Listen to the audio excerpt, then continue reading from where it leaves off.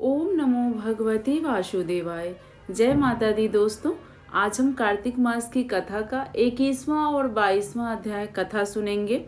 कथा प्रारंभ करने से पहले बता दूं, जो लोग नए जुड़े हैं, आगे की कथा सुनने के लिए, तीज त्योहार शास्त्र पुराण की बातें जानने के लिए इस चैनल को सब्सक्राइब करके बेल आइकन प्रेस कर दे, जिससे आगे जितनी भी वीडियो आएगी आपको नोटिफिकेशन सबसे पहले मिल जाएगा।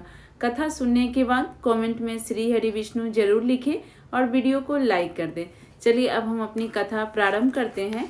कार्तिक मास की कथा 21वां अध्याय।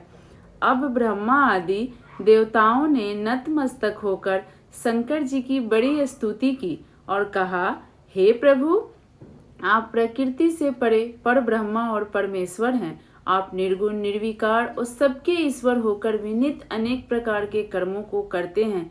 हे शंकर जी, हम सब ब्रह्मा आदि देवता आपके दास हैं। हे देवेश, हे शिव जी, आप प्रसन्न होकर हमारी रक्षा कीजिए।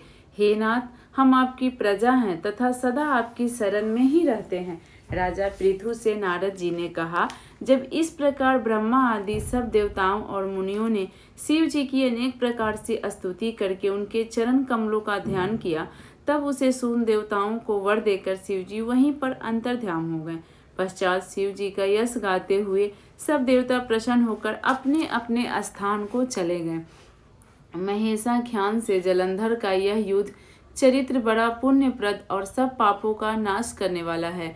यह सब सुखदायक और महेश को भी आनंददायक है। जो इन दोनों आख्यानों को पढ़ेगा और सुनेगा, वह सुखों को भोगकर अंत में अमर पद को पाएगा। तो प्रेम से बोलिए विष्णु भगवान की जय। यहाँ पे हमारी कथा का 21वां अध्याय समाप्त होता है। अब हम कार्तिक मास की कथा का 22वां अध्याय सुनेंगे।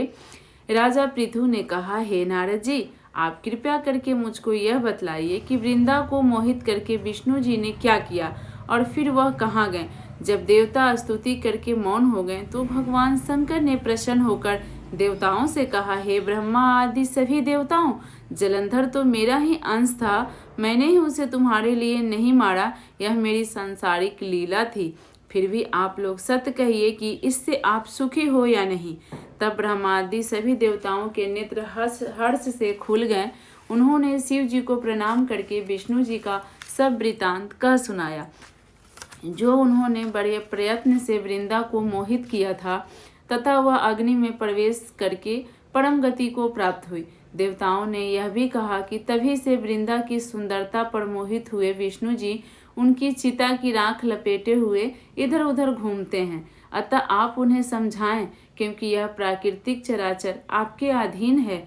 देवताओं से यह सब सुनकर शंकर जी ने उन्हें अपनी दुस्तर माया समझाई और कहा, यह सारा जगत उसी के अधीन है, उसी से मोहित है। विष्णु भी काम के वश में हो गए हैं, परंतु महादेवी उमा त्रिवेदी की जननी, सबसे परे वह मूल प्रकृति परम मनोहर, वही गिरजा भी कहलाती है। विष्णु जी का मोह दूर करने के लिए आप सब उनकी शरण में जाइए, वह प्रसन्न हो जाएंगी तो आपका सब काम सफल हो जाएगा। शंकर जी की आज्ञा से सब देवता मूल प्रकृति को प्रसन्न करने के लिए चले गए।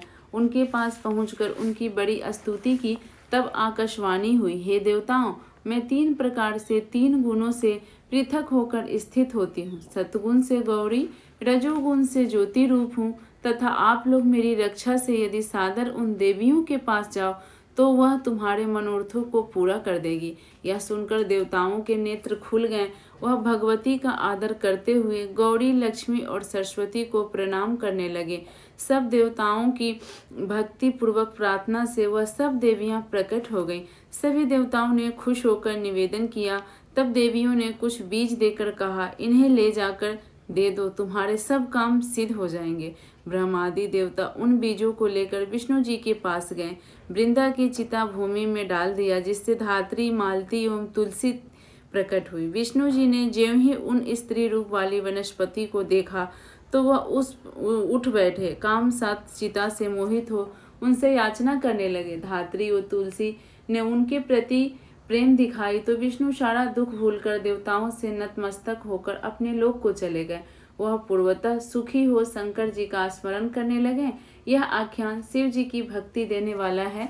प्रेम से बोलिए विष्णु भगवान की जय, माता तुलसी की जय। आज हमारी कथा का 21वां और 22वां अध्याय यहाँ समाप्त होता है। तो कमेंट बॉक्स में श्री हरि विष्णु जरूर लिखें और आगे की वीडियो देखने के लिए चैनल को सब्सक्राइब करके इस वीडियो को लाइक कर दें। जय माता दी।